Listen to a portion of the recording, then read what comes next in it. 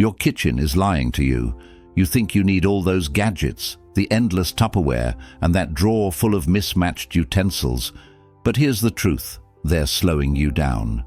Every extra pan, every just-in-case appliance, every cluttered shelf is stealing your time, your space, and your sanity. Sound dramatic? Maybe. But if you've ever spent 10 minutes searching for the right lid, struggled to clean up after making one meal, or felt overwhelmed just looking at your countertops, you know exactly what I'm talking about. But here's the good news. You don't have to live like this. What if I told you that with just a few simple changes, you could cook faster, clean up effortlessly, and actually enjoy being in your kitchen without the chaos? This isn't about deprivation. It's about designing a kitchen that works for you. And I'm going to show you exactly how to do it. By the end of this video, you'll have practical, no-nonsense hacks to transform your kitchen into a streamlined, stress-free space. No expensive remodeling, no gimmicky organization hacks that never last. Just real, effective changes that make your life easier. So, if you're tired of the mess, the stress, and the wasted time, stick with me. Let's declutter, simplify, and take back control. One minimalist kitchen hack at a time. Number 1. The ruthless declutter rule. If you haven't used it in 30 days, toss it. Let's be honest, most of us have way too much stuff, especially in the kitchen. That drawer full of gadgets you swore you'd use. The fancy juicer that takes longer to clean than to make juice. Yeah, it's time to face the truth. If you haven't used it in 30 days, you don't need it. And before you start protesting, trust me, I've been there too. I used to hold on to things just in case. The panini press for those fancy sandwich nights that never happened. The 10 different spatulas, because what if I needed the perfect one for flipping pancakes? Spoiler alert, I don't even make pancakes that often. We convince ourselves we might need these things someday, but that someday never comes. And instead of creating the sleek, clutter-free kitchen we dream about, we're drowning in unused junk. Now you might be thinking, but what if I throw away something and regret it? Let me ask you this. When was the last time you actually missed something you got rid of? Exactly. The truth is, we don't just keep things because we need them, we keep them because of guilt. Maybe it was expensive, maybe it was a gift, or maybe we feel like throwing it out is wasteful. But you know what's actually wasteful? Letting it take up space and never using it. I tried this ruthless declutter rule at home, and it was liberating. I grabbed a box and went through my kitchen with one simple rule. If I hadn't used it in the last 30 days, it was gone. The first few minutes were tough. I'd pick up an item, hesitate and think, maybe I'll need this. But then I reminded myself, if I haven't touched it in a month, it's not essential. I tossed the unused gadgets, the duplicate utensils, the specialty appliances collecting dust. By the end, I had an entire bag ready to donate. And the best part? I didn't miss a single thing. This isn't just about decluttering, it's about taking back control. A cluttered kitchen clutters your mind. When you open your drawers and only see what you actually use, cooking feels easier, your space feels lighter, and you feel more in control. No more digging through a sea of unnecessary junk to find the one tool you actually need. So here's your challenge. Grab a box, set a timer for 15 minutes, and start pulling out anything you haven't touched in the last month. No second guessing, no what-ifs, just ruthless, guilt-free decision-making. Trust me, your kitchen and your sanity will thank you. Number 2, one pan or no plan, ban multi-pot cooking. Let's settle this once and for all. If you need more than one pan to cook a meal, you're making life harder than it needs to be. Sounds extreme? Maybe. But trust me, once you go one pan, you'll never go back. Cooking should be simple, efficient, and most importantly, leave you with as little cleanup as possible. Because let's be real, no one enjoys standing over the sink, scrubbing 5 different pots and pans just for one meal. So here's the rule. If you can't cook it in one pan, it's time to rethink the plan. Now, I know what you're thinking, but some recipes need multiple pots. Do they though? Or have we just been conditioned to believe that a proper meal requires separate dishes for every single ingredient? We've all seen those fancy recipes that demand one pan for the protein, another for the sauce, a separate pot for boiling something, and a tiny little pan just to sauté onions. But at the end of it all, do those extra pans really add that much to the flavor? Or are they just adding more dishes to wash? I used to be one of those people, the type who believed that a great meal meant using every pot in the kitchen. But then one night, after a long day at work, I just couldn't do it. I grabbed a single pan, threw in some veggies, added my protein, tossed in some spices, and let everything cook together. And you know what? It tasted amazing. Everything blended beautifully.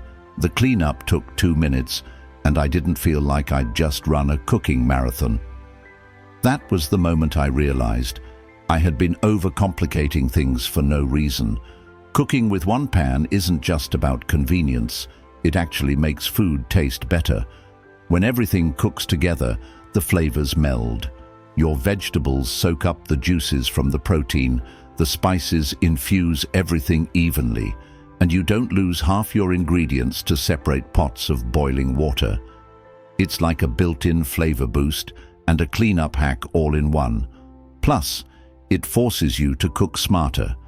Instead of making 5 different components, you start thinking about how to layer ingredients, which flavors go well together, and how to get the most out of a single dish. This isn't just a cooking hack, it's a mindset shift. The one-pan rule simplifies your kitchen, saves your time, and honestly, it just makes life easier. Imagine finishing dinner and only having one pan to wash. Feels good, right? So, next time you find yourself reaching for that second pot, stop. Ask yourself, can this be done in one pan? The answer is almost always yes. One pan or no plan. Trust me, your future self, standing in a spotless kitchen, will thank you.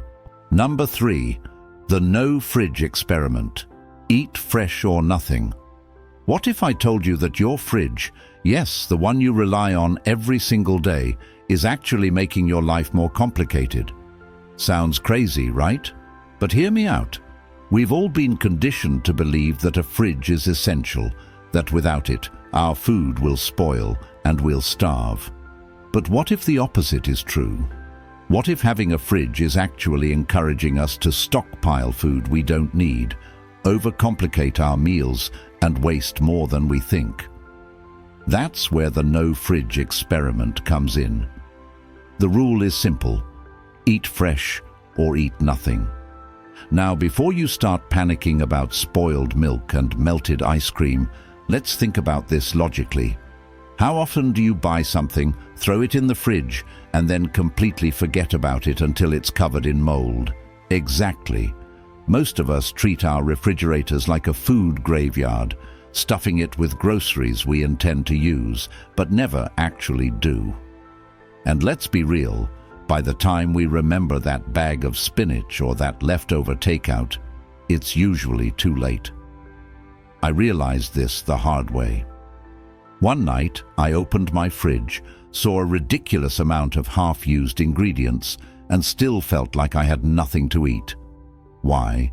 Because the more options we have, the harder it is to decide. I was constantly overbuying, hoarding food just in case, and letting things go bad.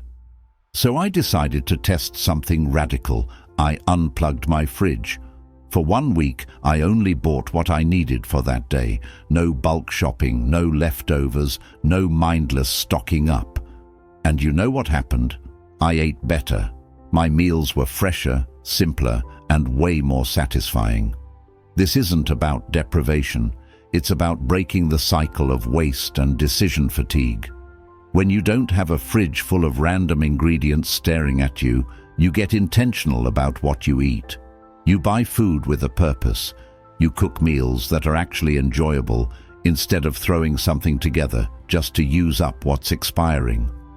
Plus, your kitchen stays cleaner, your grocery bills shrink, and best of all, you never have to deal with that weird, mysterious smell coming from the back of the fridge ever again. Of course, I get it.